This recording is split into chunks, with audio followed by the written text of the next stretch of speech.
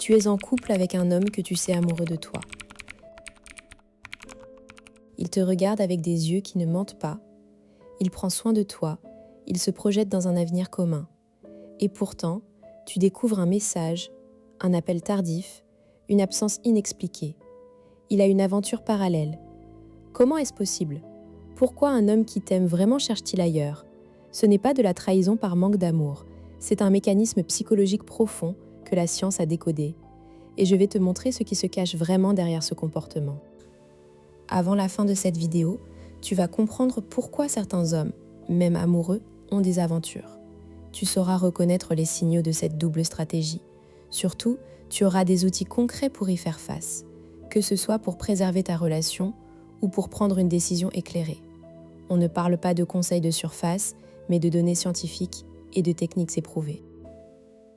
Le discours commun te dit « S'il t'aime, il ne te trompe pas » ou encore « Les hommes qui trompent sont des manipulateurs ou des pervers narcissiques ». La réalité est bien plus nuancée. La recherche en psychologie évolutionniste, notamment les travaux de David Buss, montre que les humains ont développé des stratégies de reproduction mixtes. Pour un homme, l'investissement dans une relation stable et aimante coexiste parfois avec une recherche de variété sexuelle. Ce n'est pas une excuse, c'est une explication. Et tant que tu crois que l'amour est un bouclier contre l'infidélité, tu restes aveugle aux mécanismes réels. Le cœur du problème, c'est ce que David Buss appelle la stratégie mixte.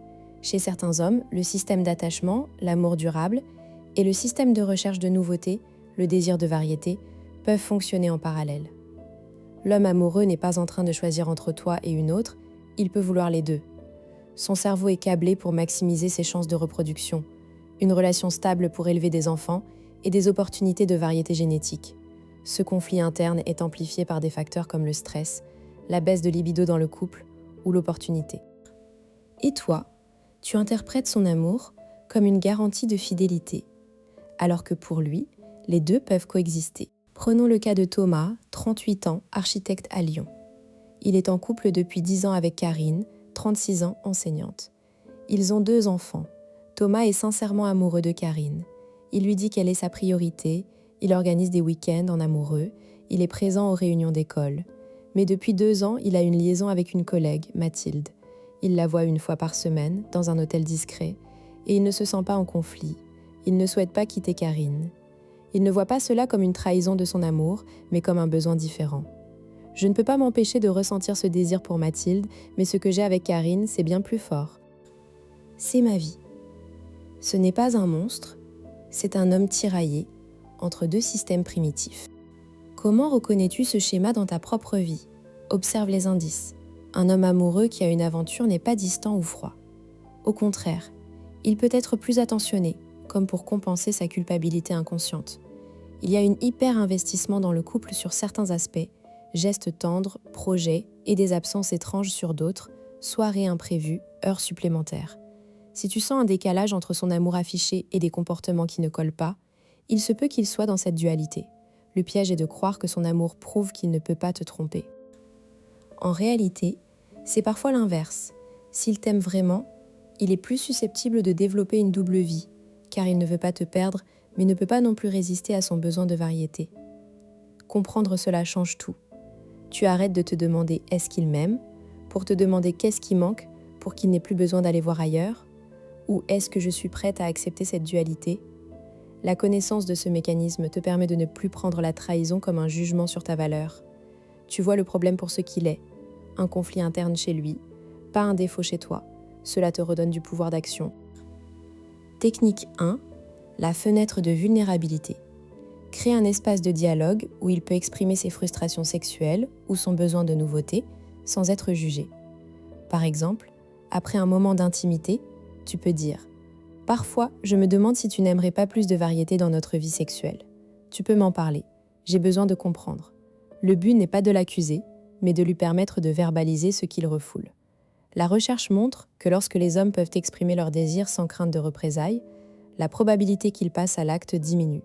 Le simple fait de nommer le besoin réduit sa puissance. Technique 2. L'équilibre des investissements. Un homme qui a tout son confort affectif à la maison peut plus facilement chercher l'excitation ailleurs. Pour éviter cela, Il faut que la relation reste stimulante. Le psychologue Arthur Aron a montré que les couples qui font régulièrement des activités nouvelles et excitantes ensemble renforcent leurs liens et réduisent l'envie de chercher ailleurs. Propose-lui des défis, un cours de danse, un voyage improvisé, un jeu de rôle. Si tu maintiens un niveau de nouveauté dans le couple, tu combles en partie son besoin de variété. Et tu peux lui dire « J'aimerais qu'on réinvente notre vie sexuelle tous les mois, ça me fait du bien ». Tu le prends à son propre jeu. Technique 3. La confrontation directe, sans piège. Si tu as des preuves, tu ne peux pas rester dans le déni. Mais la confrontation classique, reproche, cri, menace, pousse souvent l'homme à nier ou à se réfugier dans sa double vie. Au lieu de cela, expose les faits calmement, en utilisant le jeu. Par exemple, « J'ai vu les messages, je ne suis pas en colère, je suis triste. Je veux comprendre pourquoi tu as eu besoin de ça, parce que je t'aime, mais je ne peux pas vivre avec ça sans savoir. » Cette approche désamorce la défense. Il se sent entendu et il est plus probable qu'il ouvre une discussion honnête. Ensuite, tu pourras décider ensemble de la suite, mais au moins tu sauras la vérité. Oui, mais si je fais tout ça, je deviens la mère qui gère ses pulsions.